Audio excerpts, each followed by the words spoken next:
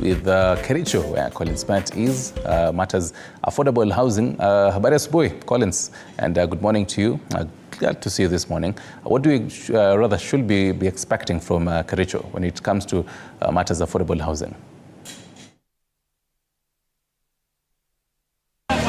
Well, a very good morning. I'm coming to you live from Kericho County. And of course, over the last 4 days, the Court of Appeal declared the house levy unconstitutional, the matter which has evoked feelings among the Kenyans. And today I'll be speaking to some of the residents here in Kericho County actually to tell us what exactly their sentiments are rather in regards to that. Let me give them an opportunity to tell us what exactly their sentiments in regards to that. Asanteni sana kwa wakati wako. Labda tu kwa ufupi utueleze, hapo juzi tuliweza kuona mahakama iliweza kufanya uamuzi kwamba house levy was unconstitutional. Je, maoni yako kuhusiana na hiyo ni ipi? Ukianza na majina. Asante.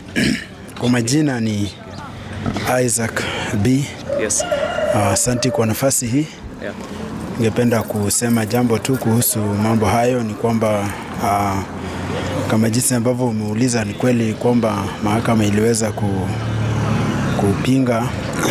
Kwa kweli ujenzi wa manyumba ni vema, na pia kazi hiyo ingeweza kuinua hali ya maisha kwa Wakenya.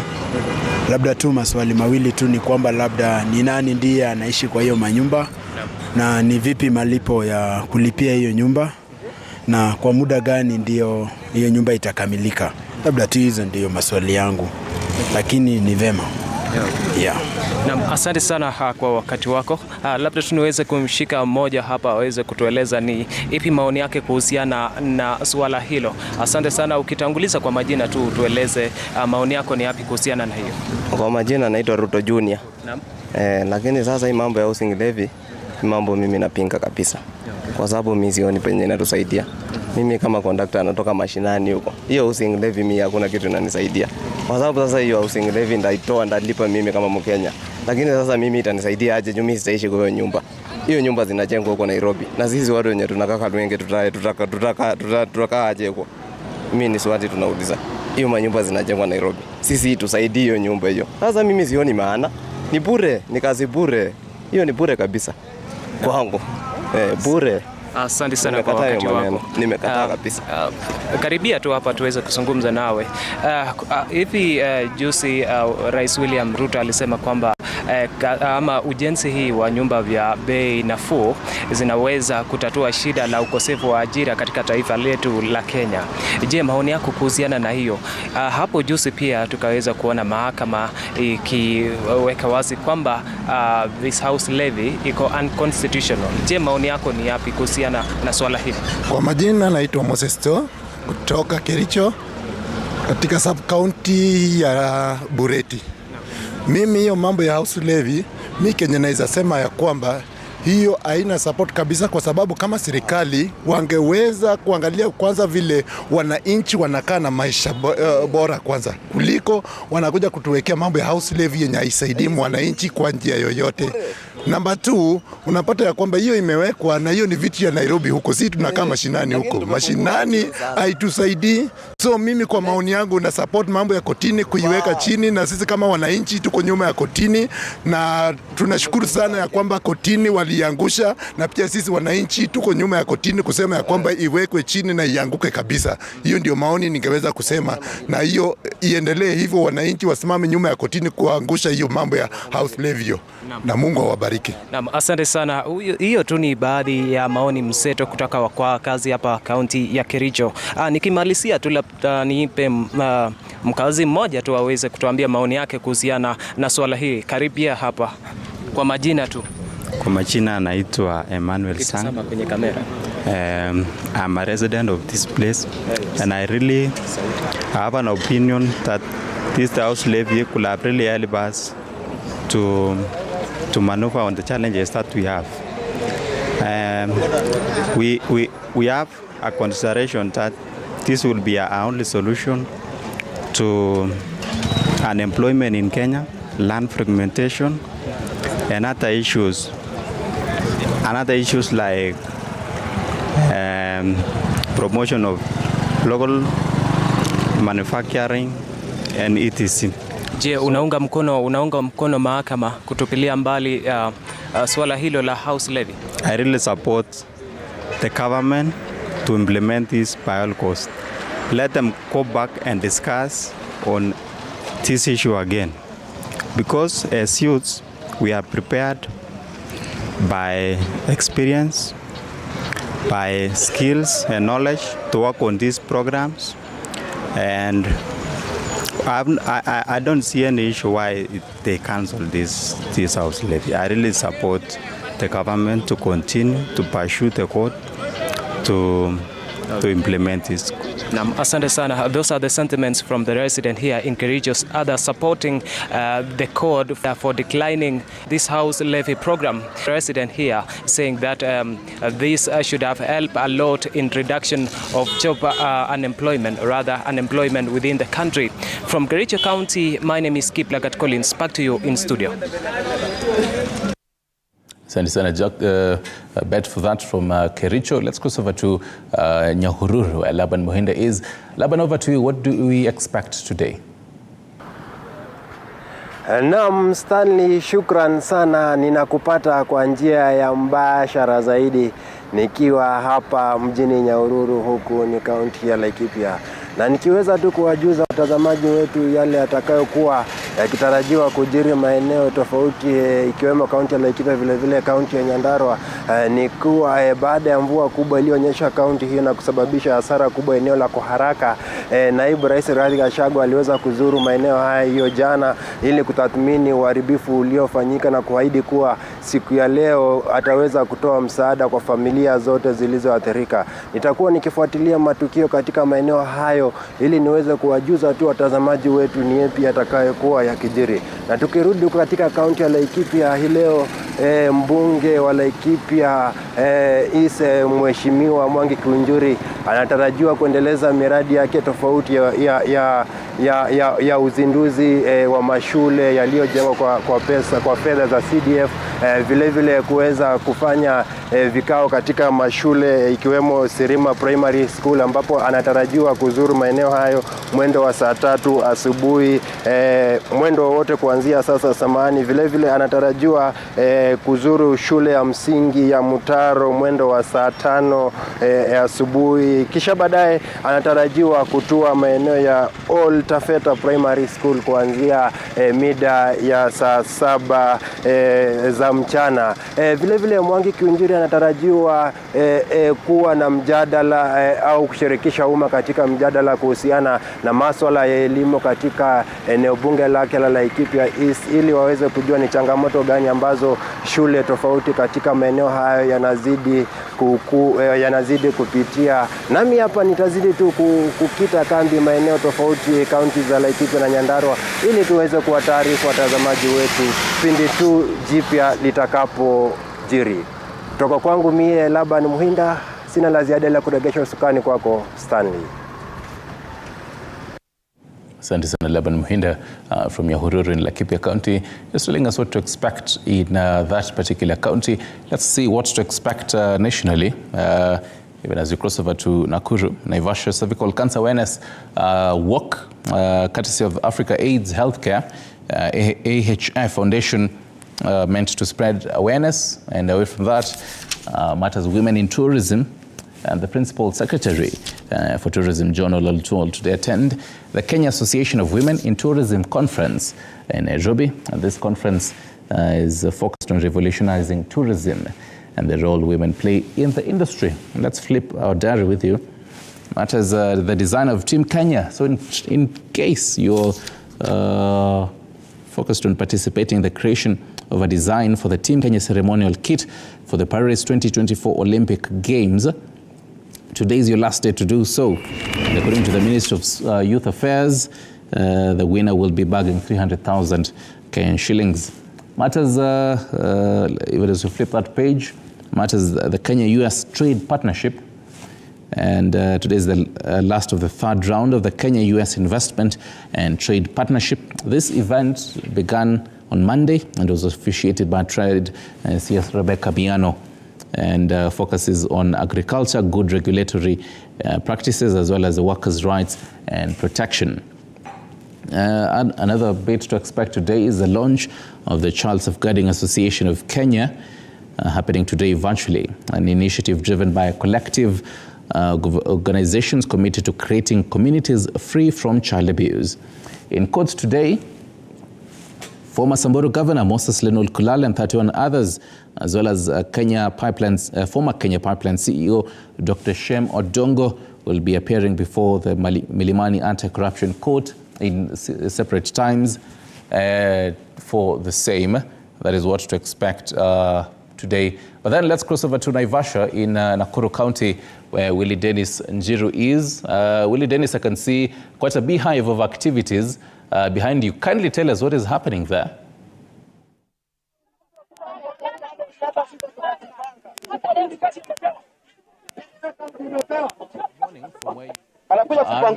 Naivasha. My colleague in our studio, Stanley, as you can see just behind me, is just thousands of parents who are indeed just seeking for NGCDF funds to ensure that their children join schools. As you're well aware that we have been having issues and colleges simply because the parents are constrained financially and little they can be able to salvage. Actually, that is what they are going for. But the situation and anomalies have been witnessed here in Naivasha. As you can see behind me is parents who are indeed seeking for these funds, and they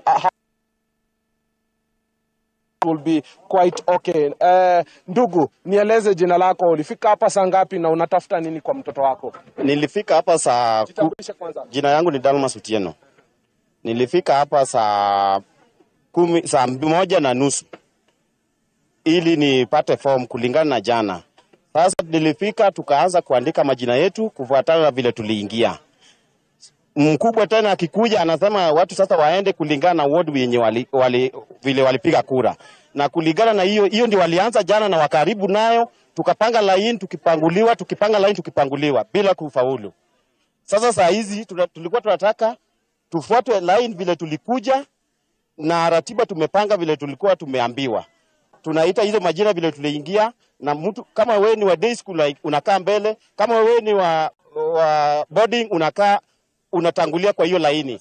Yes. Sasa tusikie kutoka kwa mwingine. Ndugu, nieleza majina yako. Unatafutia mtoto mgani hela kidogo na mambo imekuaje? Kwa majina naitwa Situma Okwiri. Mimi ni mzazi wa hapa Naivasha. Nilifika hapa saa 12 mapema zaidi. Jinsi tulikuwa tumeambiwa, lakini mambo imekuwa tofauti sana. Sababu tumejipanga vizuri, mkubwa amekuja tena ameanza kutupangua na kuanza kuturudisha vile tulikuwa jana. Sasa hii tunaona hata hii maneno imekuwa ngumu sana zaidi, hata tujuelee tutafanya nini. Mtoto anaingia form 2. Okay. Yeah. Sasa wacha tusikie kutoka kwa dada, songea karibu. Nieleze jina lako na unieleze umekuja kutafutia mtoto anaingia darasa gani? Kwa majina naitwa Violet Otieno. Mimi ni mfanyakazi wa maua. Nimeomba ruhusa jana, ikakuja jana ikapanguliwa. Nimekuja leo imepanguliwa, nimeamkia huku mapema asubuhi. Tumepanga laini kulingana na ratiba, lakini bado tunaambiwa wamepangua tena, wanaandika kulingana na ward. Asante sana ndugu, songea hapa kidogo utueleze jina lako na hali imekuaje. Angalia kule. Hapa. Jina langu ni David Nganga. Nieleze. Unaitwa nani? David Nganga. Nieleze, umekuja kumtafutia mtoto anaingia darasa gani? Niko kwa university. Nieleze. Nakuja haji sijapata form. Sasa ulikuwa hapa jana? Hata jana nilikuwa hapa na nilishida hapa. Kwa shida ni gani? Kwa sababu anasema form ni mingi na hawatupei. Ungetaka labda kitu gani kiweze kufanywa?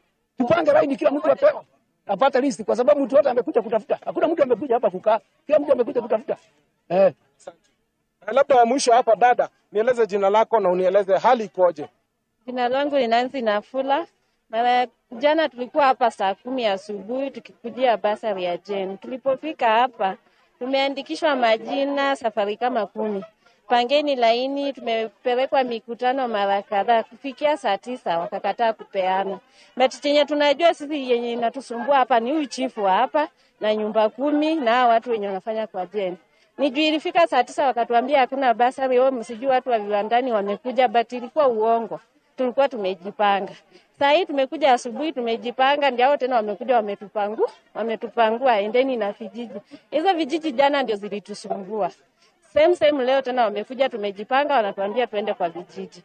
Mtoto wako anaingia? Anaingia form 3. Sasa natumai utapokea hizo hela. Now that is it, Stanley. You can see just a bit of ups and downs. Every other person, parent that is trying to get a chance to at least get some cash from the NGCDF for the child to join school or continue with school. And it has been quite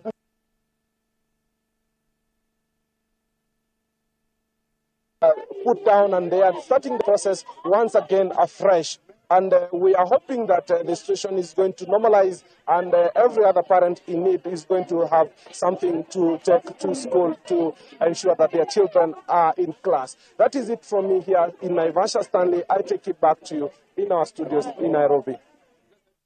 All right, thank you very much, Willie. Dennis Jiru from Naivasha. Hopefully that particular process will be solved. And still on matters medication, we cross over to Kisii, where Alfaya Kombo is. Alfaya, very good morning to you. I can see you right there, and the trucks behind you. What is happening in matters Kisii? Thank you very much, Stanley Nyarengita. I'm getting you very loud and clear from these sides of Kisii County, especially at Kisii and Teaching Referral Hospital, whereby today in Kisii County there will be a beehive of activities. And as you can see with me here behind our trucks that are expected to deliver drugs here in Kisii County the day today. And as much as I can say that these are just part of the drugs that His Excellency the Governor has said that will be delivered to ensure that there is smooth running of the hospital, and the residents of Kisii County would be hovering around suffering lacking of drugs. And another thing that is being expected to happen today is that there will be a conferment of the ECD teachers that will be able to get permanent and pensionable job working terms in Kisii County. This is something that is coming days after there is a petition that is executing that the ECD teachers should be taken back to the national government. This is something that is out of debate. And if I may take you to Nyamira County today, is whereby His Excellency Amos Nyaribo has been expected to be issuing out net to the 675,000 households, whereby each household will be receiving that is 4 nets per household. This is something that will be conducted by the CHPs that will be able to ensure that each household is being receiving all the nets that will be able to be given out. And this is something that will be bringing you up to speed each and every moment. But right now, anytime from now, His Excellency the Governor Paul Simbarati is being expected to arrive here so that we're able to flag off these drugs that are going to be given out or be issued to the KTRH and the other hospitals in the different sub-counties of Kisii County. I don't have much more to say, but later at 11 a.m. will be at the Kigusi Stadium, where there will be the conferment of the ECD teachers. I don't have much to say, Stanley Nyarengita, but pass the mantle back to you in studio. In Kisii, and definitely queues end of the county diary, and also what to be expecting as of today. Right. And there's not much you can say about the AFCON tournament. At least all the matches are now aligned for the quarterfinals. So just if I may go through what will happen now. Now, for the quarterfinals, we do expect that on Friday, Nigeria will face Angola. The other game is DR Congo versus Guinea on Friday as well. And on Saturday, Mali versus Ivory Coast, with Cape Verde facing South Africa later on. And that's how the teams line up. Whichever you support, been very clear about where I place my support. Now that Senegal is not there, who do you support? We still have our Bana Bakongo, Batoto Bakongo. Batoto Bakongo. Our East African brothers, DR Congo, are still there. I think I'll really have to, go and check and see who I'm going to be placing my money on. Our conversation earlier and our question earlier, as a gentleman, do you really give thought to your grooming, Fred? Mm-hmm. Do you really give thought to your grooming? Oh, yes. When you wake up as early as, is it 2:30 or 3 a.m.? Mm-hmm. It's required of every gentleman at least to make sure your hair is well done. Mm-hmm. At least you comb it or brush it. You don't want to see ndengu early morning. Yes. But then the big question, rather the big conversation continuing online is on matters watches. That has really touched a nerve on a number of gentlemen. GOtv says, I can't remember the last time I had a watch.